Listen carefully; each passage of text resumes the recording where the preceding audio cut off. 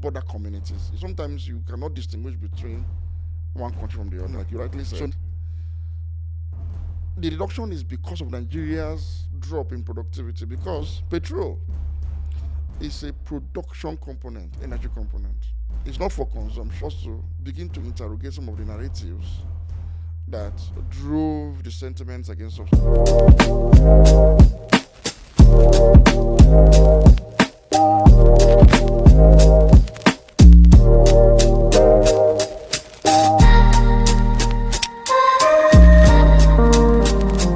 What's up, guys? It's another episode of the Middle Ground podcast. Thank you to everybody. I hope you guys have been enjoying the barrage of episodes we've been dropping. And in case you don't know, it's once in 2 weeks. It's fortnight, every Thursday. Just watch out for a new episode to be dropping on our YouTube page. If you have not subscribed, please go subscribe, like, share our videos, comment also. If you also want to dislike, you can go ahead and dislike it.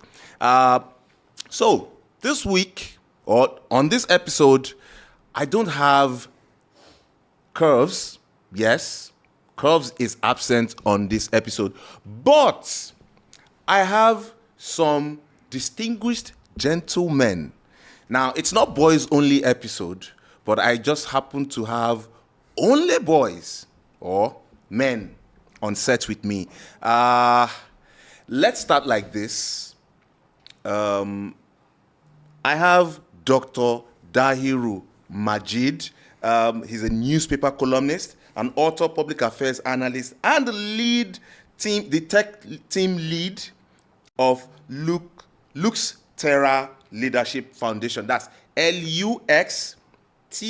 LUXTERRA Leadership Foundation here in Abuja. In case you want to look up what Dr. Majid have been doing. Dr. Majid, how are you doing?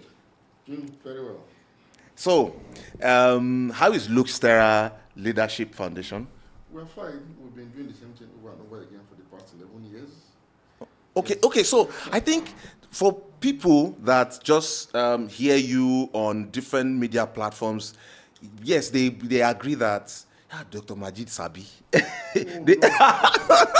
They will always say Dr. Majid Sabi, but the thing is this: they don't really know what's Lux Terra Leadership Foundation about. Okay, Lux Terra Leadership Foundation was set up by Reverend Father George Husani. He's a well-known Catholic priest.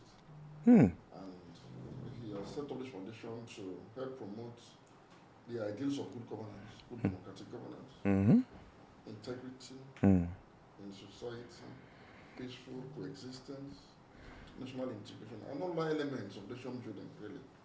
So what Sarah does is, from time to time, we identify certain projects that are relevant to this aim of That nation aim building.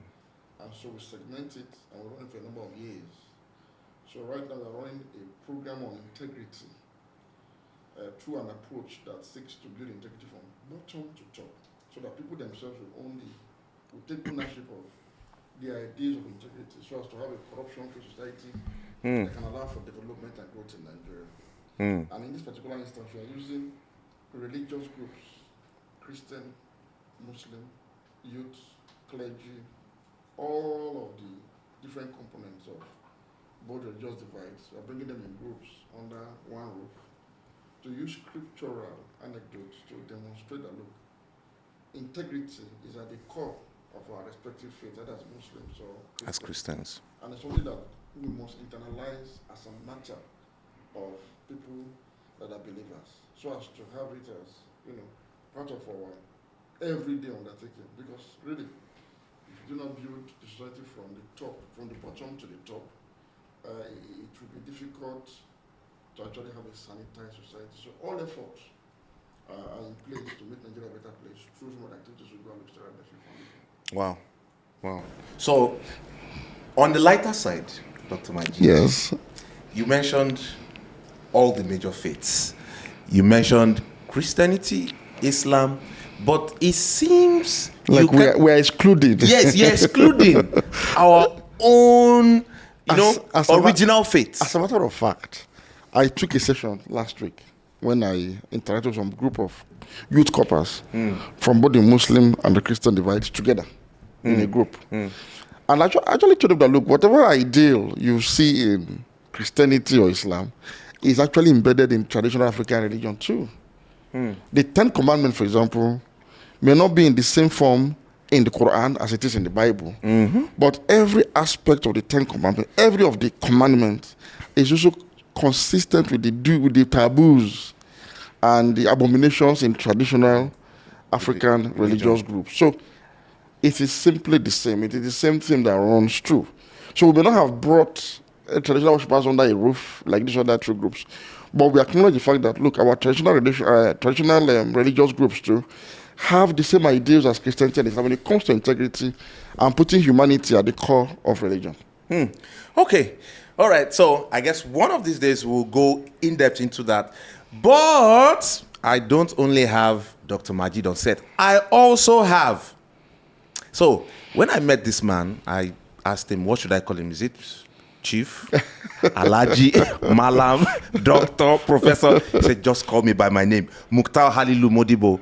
And so I'm going to describe Mukhtar Mudibo in one word. So that just captures everything that he is. Follow the money. Oh. Please, where is the money? Where is the money? Let's follow it. You know, when people talk about this, I had a conversation with a pastor in Nairobi, Kenya in 2022, by the way. He said, Mukhtar, I was told in your profile that you lead the project that is called Follow the Money. What do you follow? Why won't you follow Jesus?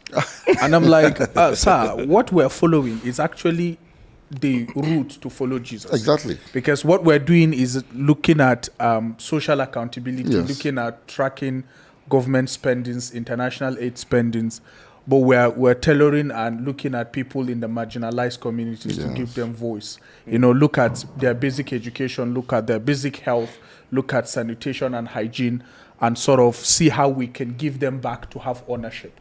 So you see, in such a way, you know, we're following Jesus. And he was like, you know, I would have loved you to say something. And I said, sir, Karl Marx said, and Abdurrahman Ibn Khaldun followed by saying, God forbid a day a man will lack what to say, and God forbid that day that he will know everything. So you said something. I'm sure I never lack what to say, but I don't know everything. So that's the thing. Well, your area of specialization really is following the money. Yes. Yeah, and that means accountability, good governance is part of what you deal in or deal with on a day-to-day basis, right? Yes. Wow, that's great. And let me add that Mukhtar Mudibo is a seasoned governance, transparency, and accountability expert with profound history with marginalized communities, not only in Nigeria, but across Africa. Good job. Yeah. But normal people don't do that. Well, so the thing is, everybody is unique in their own way. Yes. So I don't think anybody is actually normal. Normal is the sorry, pause. Please help me tell whoever it is. I beg, they should stop. Oh yeah, we're going. No, don't pause. Just don't stop it. Just leave it. Don't worry. Okay, so normal is what I think It's relative. is relative. We just use it to kind of so that you can give something a proper meaning, a proper description. You say something is normal. Nobody is normal. Everybody is in one way or the other special in their own way. So your own specialty is following the money. Yeah. How many have you found? So you know one unique thing about governance in Africa is sort of if you look at how we have our own dynamics of governance, and over time I will have to say, meeting Doctor here, his name sounds ring bell in my head because I know I have been a very good lover of their work. I attended 2 of their events. Inya, who works with them, used to be our great fan, and then she's a mother. So whenever she has anything, she do call me to come. But there is a direction that they do take that I fancy, but we don't take that kind of direction. Now, direction in trying to get people to understand that there is a thing that keep us together. I believe that there are 5 things that keeps us running, right? Legitimacy, credibility, accountability, service, and power, right? Now, one of the things they try to create is that legitimacy and credibility. So one of the things we actually try to portray in governance is around service, holding accountable, right? And then power. So if you look at Africa, over time, we try to create follow the money as a movement, not an organization. So if you go to Kenya, there is follow the money. But what they do is not like what we do in Nigeria. What they do in Kenya is they track funds that has to do with slump and international aid, right? If you go to Gambia, what they do is budgetary allocation, creating citizen budget and what have you. If you go to Cameroon, what they do is gender responsive public service, trying to track issues that has to do with gender budgeting and what have you. If you go to Cape Verde, they're doing gender responsive public services. If you come to Nigeria, one of the things we do is trying to look at how we can track basic education, basic health, water and sanitation, and other things. So over time, one unique thing about what we have been doing is that incubation of peer-to-peer learning. In all these countries, we have a founder, but I lead the entire country. And the very thing I always tell people, the unique thing is, as the Secretary General of Follow the Money, I relate with the 36 state chapter leads in Nigeria and 11 countries that are under me. None of them are younger than I am. All of them are older than I am. Wow. So one thing we try to establish here is building that legitimacy in leadership, building that credibility to have sense of sensibility to be held accountable, provide service, as well as divide the power. Understanding power is power with power over and what have you. So over time, there were a lot of challenges. There are still a lot of challenges, from lack of trust between people and government to issues of lack of data, aggregated data in the continent. Let me not just say continent. And then we keep advancing into building a structural framework so that we can be able to build what is called optimal institutional performance among people, so that we can have integral human development like what they are doing in Lustrera. Yeah. That's great. So you see, I have 2 guys that are already making great impact. So let's make more impact, guys, shall we? Okay. Okay. So let's talk about something that kind of. Okay, I'm going to speak from my own perspective because I really don't know as much as you guys do. Yeah. But the issue of BRICS, when this new administration came in, there was news that he's already laughing. Excuse me. When this new administration came in, we heard that Nigeria has been ditched from BRICS. And okay, so some people are natural pessimists. There was this story in town that it's because of the illegitimate government. That's why the body just decided to ditch Nigeria, or because they didn't like what happened during the election, etc. This, that. There was a lot of things. So now, like you said, normal me. So if everybody's going this way, I'm going that way.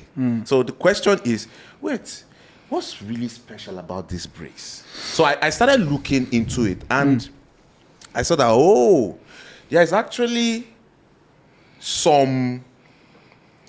there's something in there. Let me put it that way. There's something, but have you seen it?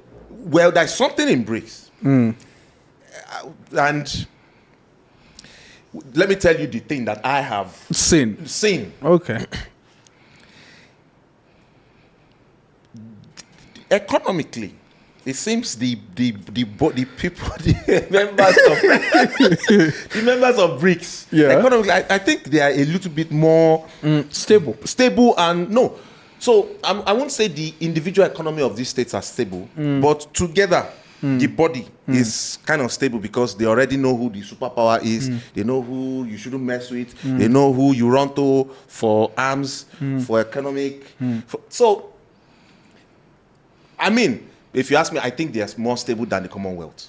Yeah. I think so. Okay. So I think they are more stable than the Commonwealth. But I really don't want to wait for you to finish this okay, question. please go ahead. Do you know why I said I don't want to wait for you to finish the question is? I mean, you know, one of the first thing you started mentioning is the issue of issues of trust and legitimacy in governance, right? So when you wake up in a country that a lot of people don't trust system and don't believe in the legitimate act of the system, now one thing that will cook is fake news, disinformation and misinformation, right? So why is that thriving? Because people don't believe in the legitimacy and people don't don't trust the system. Now I'll give you, let's track it back to 2001, when the issue of BRIC started. Before the S was added, that's South Africa, right? There's someone called Lord Newell. I don't know, maybe I've pronounced his name well, but he was the one that started issues of coining that name from Brazil, China, I think Russia, and who was the I that made it that. So before South Africa joined in 2009, right? Now these are people that sort of feel that they contribute some certain percentage of the world, like 40%. Of the world is their country because of the China, the Brazil, and some other countries. You get now the conversation is around issues that has to do with context of economy, trying to stabilize their own economy, trying to know that G7 has nothing to do on them, right? Yeah. But if you come to Nigeria, I want you to be specific. We live in a country where you and I, right, don't run Nigerian economy. Do you know why we don't run Nigerian economy? I can afford a 3,000, 5,000 naira food. You can afford that. Our economy is being run by people that sell normal gurasa at 20 naira, 30 naira point. That's how our economy is being run. And I'll borrow the words of the learned Falana that says we are trying to think around dollarizing Nigeria, right? If you go back to a lot of treaties that we form part of, from the Geneva to Abuja Declaration on health to UNESCO Declaration on education, none of them over time we met that particular thing. So on the issue of legitimacy around BRICS, the president of South Africa, that's Ramaphosa, decided to invite Nigeria because Nigeria has a new government and he thinks Nigeria is trying to create a pathway for the economy of the country, and that's why they were invited. It's BRICS important for Nigeria. To me, if you ask me, we're trying to stabilize. We are not trying to be strong. We only have the large population, right, that we cannot opt and say, yes, this is the population. But we're trying to stabilize our economy to be strong. And then a lot of people are joining. The same lot all that started that name in 2001, coming to 2009.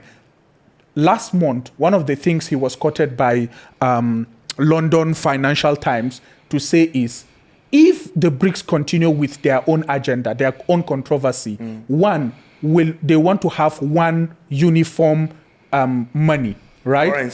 Currency. One uniform currency that will beat the dollar, right? So the question is, will they get their own IMF?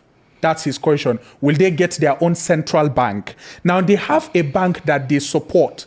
It's in Shanghai or something. It's in China. That is what they recognize. But will they agree for that point of having to have one form of currency to run? So why will we want to put ourselves in controversies, right? The controversies of big men trying to do big things. When we are big. Yes, we are big. Some people will say, I understand where you're going, but what I'm trying to tell you is, can we settle our economy to be on a normal pathway that is running well? We'll have a good form of education. We have a framework on our health sector that will cut off the issue of people going out and going in. And let me give you the last thing I will say. I'm sure Doctor will have a lot of things to say, but I'll tell you this thing. There is a syndrome that we all need to study, the JAPA and the SAPA syndrome. It's a real thing that is being named. People are studying it, but you need to understand that a lot of people are leaving the country to go to other countries to build what I said earlier, integral human development and optimal institutional performance. So if we don't do that, joining that kind of theme, to be controversial when we still need aid, one of the our health sector is being driven by the aid we get. Our education is being driven by that. The humanitarian world is being driven by that in this country. So why do we have to be in that kind of shoes when there are other things for us to deliberate on? You get? I'm sure when we keep going, I really want to always talk about problems and solution, right? But we'll get into the solutions. Yeah, I think solutions is better because rather than I believe there's always a thing. pathway through all these things. Yes. Dr. Majid, give us an overview. I know your overview will always be interesting. I think I agree with my brother Mudibo. What I understand him to be saying is simple. There are some internal work to be done by Nigeria before you think about joining a group like BRICS. And again, Nigeria didn't actually apply to join BRICS. Nigeria was simply invited to attend, and we've not applied to join BRICS. But do you think we should apply? Well, let's continue. In your answer, we will know. You see, BRICS as a group didn't develop the member nations. It's important we understand this. These countries are already fast developing emerging economic powerhouses when they were identified, like you said, by a Goldman Sachs economist to say, look, these four countries, so at that time, South Africa was not among them, 4 countries, Brazil, Russia, India, and China, will dominate the world economy by 2050. It was a projection. Yeah. And that these countries are countries to be watched out for. Yeah. If you recall, between 1945 and 2001, the global economy was dominated by what you call the global north. Yeah. Countries mostly from the northern hemisphere that are industrialized, or these countries include the United States of America, Britain, most of Europe, Japan, South Korea. They dominated the world economy. But suddenly we saw what used to be the global south, not geographically speaking though, but in terms of economic development. So countries like China and India emerging forcefully as export competitive economies, growing rapidly. And so by 2001, the world has recognized the feat achieved by these countries over time and had projected that these countries are going to go places. So essentially it was to first explore investment opportunities in those countries and other economic collaborations. That was what it was. But when they were identified, I think they now realized themselves that, look, so we have been identified as coming up. Why can't we come together now and see if we can use our strength to protect ourselves more? So it's a coming together of thriving economies, developed economies. It's not a Father Christmas organization. Fine, that's a struggling economy like Nigeria should stick almost to really join. Combo, not a father. Yes, it's not really. Yes. They are there to challenge the G7, really, essentially. Yeah. And there is geopolitics there too, because Russia is having a global ambition too to rival the United States of America as a successor state to the defunct Soviet Union. So you see, BRICS is also having some political, side to his activities, as well as economic. So essentially, what BRICS is all about right now is to protect themselves as much as they can. So yes, they floated a new development bank, which is something that is close to what you have in the IMF, to support themselves. Yes. And so they also have a reserve arrangement that seeks to support their foreign exchange demands in terms of volatility for themselves because they're going to contribute to that pool and help themselves. So the question is, if you look at what the BRICS country represents today, BRICS, South Africa inclusive, they represent 28% of the global GDP, nominal GDP, at $27 trillion. So what's Nigeria's GDP? Less than $500 billion. Now, these same countries, collectively, they are holding 4.5 trillion in USD reserves, collectively. It might interest you to know that China, for example, alone, has a USD reserve of about 3.1 trillion naira, higher than the United States. You know what that means? China has more dollars than the United States of America, where dollars is printed. It's not only China. India has more dollars in its reserve than the United States, another big country. The same thing with Brazil. Brazil has more dollars in its reserve than the United States of America. So all this, sorry to cut you, Dr. Mike. And Russia. So you see what I'm saying? It's only South Africa that does not have more reserve than the United States. I'm trying to benchmark this country with the United States in terms of dollar reserves. What is Nigeria's reserve recently?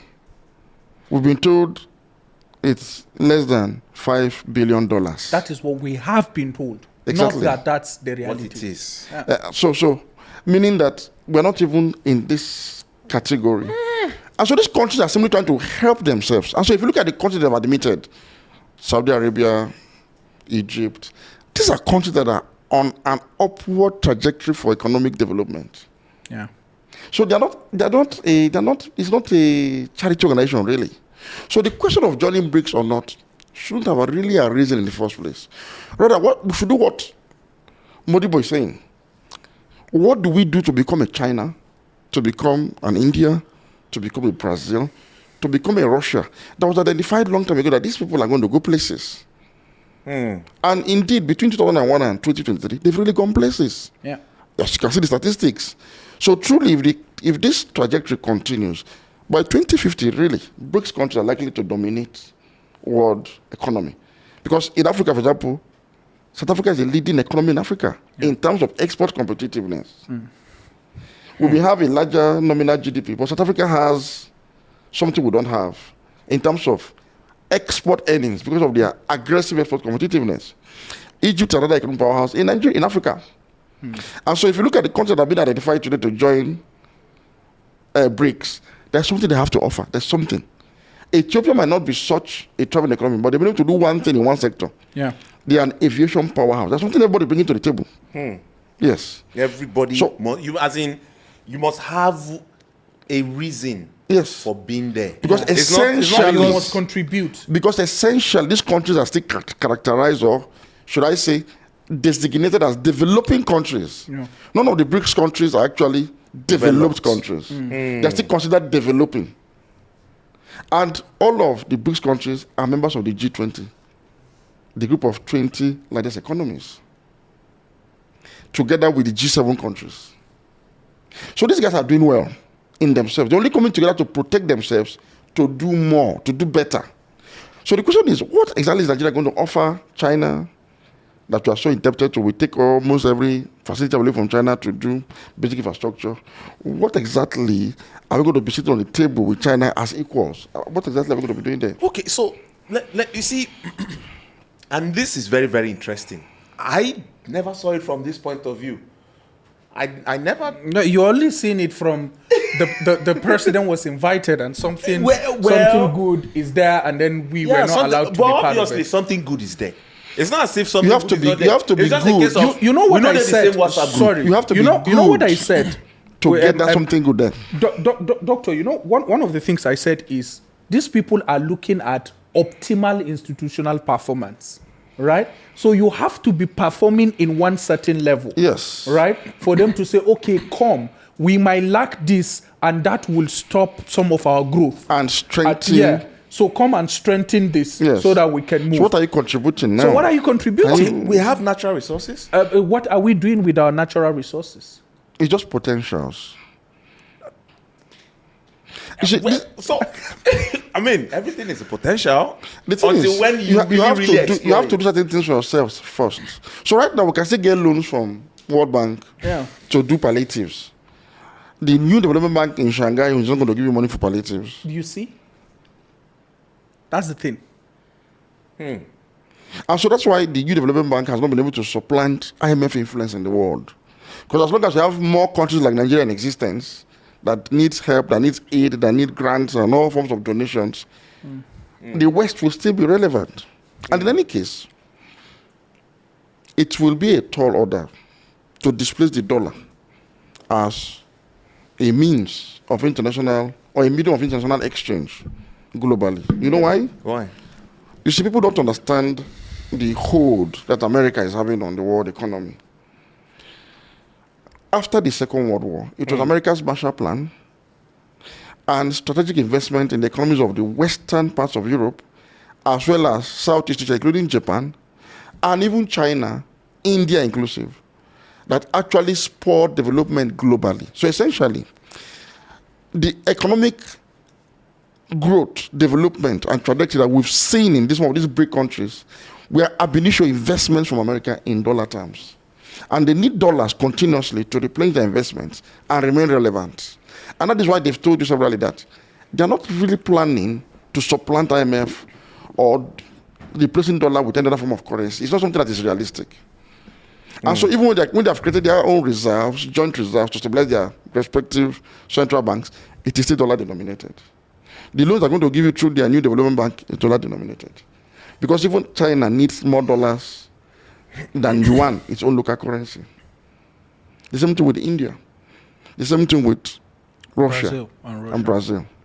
And so what we are saying in essence is there are no easy ways to success. We need to do what these countries have done. That has made India, a former colony of United Kingdom, to have displaced UK as the fifth largest economy in the world. And what has made China, a country that was humiliated for most part of the early 20th century, China didn't emerge forcefully until the 70s.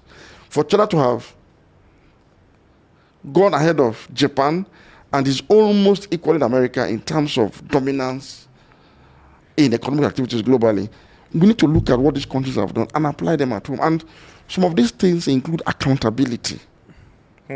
Yes. You have to pass that level accountability. Of palliative, giving governors loan to buy maize and give people across. There has to be real development, and we need to roll up our sleeves and do it the way others have done it before us. So we can't just jump into a club of countries that are already somewhere, are simply seeking to protect themselves and have more strategic engagement with G7 rivals for a greater share of global economic dominance. What are you taking there? What are you really offering? And Doctor, if you maybe talk about what we suffered from the issue of Paris Club and London Club. Yes. It's something closely like this. Group of businessmen just put together some resources, and now other countries like Nigeria, states, federal government, everybody is going there to collect loan.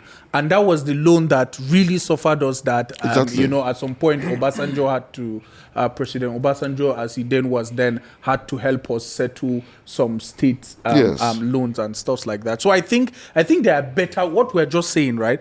I think there are better things Nigeria could have really focused themselves into. Like if you look at the conversation Mr. President had in India, with the group of ministers he went to India with. And the Minister of Digital Economy and Communication is already advancing conversation around the AI technology. And then Minister of Foreign Affairs is talking about issues of that foreign policy that would speak to going to India on visa on arrival and stuff like that. I think these are things that we need to focus on as a new government, as we have a new government, to create pathway, because our economy has been something else. I know Wale Odun, who is the coordinating minister of finance, economy, said something that the economy has been redundant for years, right? For that economy to come back to that stable form, right, where you will see a lot of things developing, it will go a long way. Okay. So, for the benefit of those that don't understand economic redundancy, we can easily identify with human redundancy. That is, you're at work but you are not productive. So, how is it that an economy can be redundant? So let me give you an instance. I said it earlier that myself and you and possibly Doctor, we don't run Nigerian economy, right? Why did I say we don't run Nigerian economy? Let me give you a trajectory that the previous administration did to see ourselves, coming out of recession or stabilizing economically, right? There were a lot of resources being injected into the economy, and still the economy did not thrive. I'll give you an example, a simple layman example. You go to Kano, or let me use my state. You go to Adama State. There is an animal market or one of the largest cow market in the state, right? But in that state, part of Nigeria, right, don't believe in the banking sector. Some level of people don't believe in the banking sector, while some level of people in the other part of the country believe in the banking sector. So you go to a village in Adamawa State where an Igbo brother is selling wood, is selling ceiling, is selling car spare part and everything. Immediately they pay salaries, or these guys sell their cars and everything. They might have collected ceiling, blocks, cement, and all. They take the money back to him. Right? And then immediately that money is submitted to him. What will he put? He has collected from Lagos, Aba, where he will put the money back and then send it to the through banking sector to those people, right? While those people that sell the cows and everything, you might go to a house and meet someone with 6 million, Bags. right? Or 100 million in his house without taking it to the banking sector. So how will the economy benefit from the money that this very person have, right? And then there are people that are roaming the street, and what they sell and get is maybe 20, 30 naira. When there was that issue of Naira redesign and stuffs, I was in a village in Sokoto, Sabon Birni, to take a training. Someone immediately after the training, he met me. He said he has over 600,000. That's the only thing he has. He has never opened a bank account, and he has been a businessman for all his life, and his family has been business. So I was shown I was told that this person have over 150 million. But wow. The money has not been in the banking hall. So the money that is there is being... So that redundancy of the economy is, one, there have been a lot of issues in Nigeria that other people from outside this country will not come in. Because as an investor now, let's assume Doctor is coming as an investor. The first thing he is looking for in Nigeria, one, will government policy affect my business? Because Go Kada, something like that, government policy affected his business in Lagos. Will my business be looted? Even the shop right here in Lugbe have been looted, right? I remember, during the whole xenophobia issue. You get the point. Or will I be kidnapped if I am here doing the business? So you see, these are issues that have affected our economy. Now, coming back to the fact that we just came out of recession, right? The economy has not been thriving the way is expected. And then the economy is being run by small and medium enterprises that the government is not really looking at what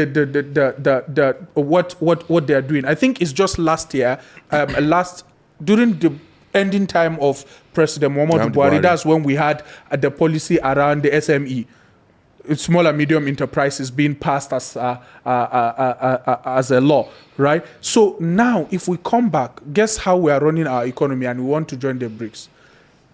Federal government is giving state government palliative of 5 billion.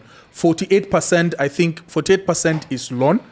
Or some certain percentage are grants. And then the point is, I don't know how we got that to 2 billion to give the state. Yeah?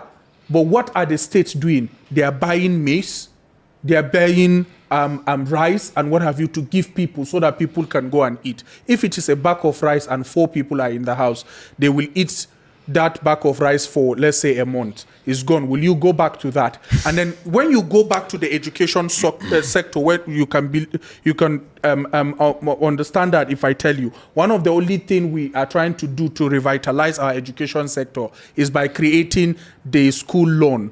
The student loan. But let me give you the impact of that student loan. One, if in your house there is no lawyer that has 10 years post-call service, or there is no lawyer that can stand in for you that has 10 years post-call service, automatically you are gone. You will not get that loan.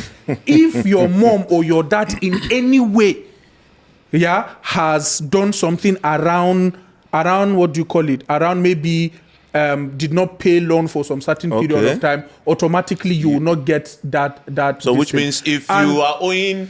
Fantastic. To see a VC in Nigeria, a VC of a public university is like a president. And the VC must have to sign on that thing before you get that thing. And guess what? They said immediately after school, 2 years after school, that's when the repayment plan is due. I know someone that is 4 years, like he has graduated 4 years and he don't have a job. So the reality is, right, for me, I don't want us to go far. Our economy is an economy that can be emerging, right? If we will look at what is happening to the economy, and the government is ready to create pathway for the economy, not really regulate the economy or not really make it look like it's something else. If you look at the kind of policies government are bringing, from the kind of ministries they are creating, and issues of cost of governance, that might affect us. But creating ministries like environment and ecological whatever is a good thing. Having a ministry of marine and blue economy, I know a lot of people laughed about it, but it's a good thing, because a lot of times that people are looking at something like that. And then having people from private sector, civil society organization, and people that have been doing some sort of things, in the system, coming into the system to bring their own ideology is another thing. We have to think like we're in the 21st century for us to thrive. Nobody will give you free money. I'm sure them doctor, they give you free knowledge of leadership. But meet me to say, come and tell me something about this, I'll give you invoice. So that's how that Brexit is. You get the first thing that is, if Nigeria is applying to come, money. Yes, if Nigeria is saying we're applying to come and join, what is Nigeria going to tell them? Are we going to tell them that we have a gold in Zamfara and we have petrol in the Niger Delta region? We cannot tell them that, because the world is outgrowing what do you call it? The world is outgrowing petrol. Petrol, of course. You get Saudi Arabia has petrol, but guess what? Saudi Arabia is investing their money, AI and sports, football. Those Cristiano Ronaldo and co that you see people buying, you think they are just buying them for they messed up this summer transfer by. They helped Chelsea. So they know what they are doing, because that is the projection, that is the focus of the world. That's the future. You get, till today, we cannot tell the number of people we have in Nigeria. Our borders lack integrity. We lack integrity in our system. Everything about Nigeria, you get, there is a one way or the other. Wobbly. Yeah. So, but the thing is, to be honest, as a citizen today, I have never lost focus or lost interest or hope in the country. I feel that the problem we've had before of the good people thinking that politics is a dirty game being run by dirty-minded people are the ones that put us into this. The more we get people that understand the system and have integrity, right? Over time, the number of people that doctor is helping to build their capacity on leadership, integrity, and using religion, I bet you will get to a stage where there are the people that are remaining. What will we have? We'll have a solid system. The only thing is we are running, but we are not running the way we're supposed to run, right? But I think we can achieve that thing we want to achieve. When you spoke about blue economy, when I heard it, the first thing that came to my mind is, Nigeria won't start to do jet skiing. People will pay for jet skiing and come and ski, and they pay, and and it's good money. But okay, so Doctor, I'm going to come to you, and don't let us lose sight of what we are talking about. It's about risks, and we've all agreed here that we don't belong in that WhatsApp group. And the reason why we don't belong in that WhatsApp group is because our economy is nothing to write home about. So, Doc, moving ahead now, let's Let me just think for the nation Nigeria and say, you know what? See this BRICS, we'll join it. The people will join up, they don't get two heads. What are those things that we should start paying attention to? Now, I know because of your background, you're going to talk about integrity, you're going to talk about good leadership and everything, but let's talk practical terms. Let's talk, what should we do? What are those things that we should first do to our education, health, and those important pointers that will take us from where we are right there, economically speaking, to somewhere that would make the BRICS people to do like this, like, wow, Nigeria, oh, you guys are doing well. What are those things?